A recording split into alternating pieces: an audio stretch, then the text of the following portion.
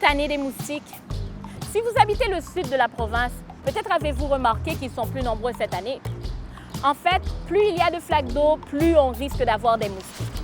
Or, cette année, on a eu un hiver plus long que l'an dernier, en plus d'un printemps avec des pluies dépassant parfois la moyenne saisonnière. Par exemple, au mois de juin à Toronto, on a reçu plus de 108 mm de pluie comparativement à une moyenne de 61,5 mm.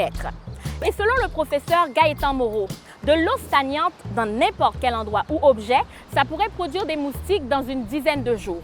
Si bien entendu, cette eau se trouve dans un milieu humide avec la température et les nutriments qu'il faut aux larves de moustiques pour se développer. Exemple, un seul seau d'eau dans une cour arrière, ça peut produire des milliers de moustiques. Et les piqûres de ces insectes, ça peut rapidement nous déranger. Comment peut-on les éviter? 1.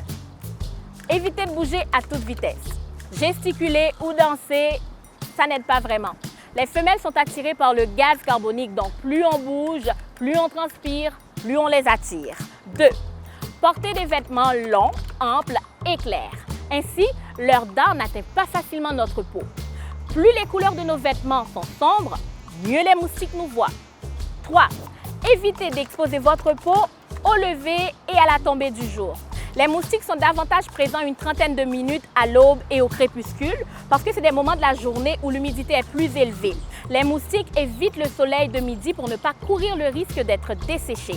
Et d'après le professeur Beresford, au crépuscule, le vent diminue sa vitesse. Ça permet aux moustiques de suivre une piste olfactive sans s'égarer. Certes, ces petites bestioles sont très nuisibles pour nous, mais n'oublions pas qu'elles restent utiles, ne serait-ce que comme nourriture pour les oiseaux. Ça vous donne un petit creux?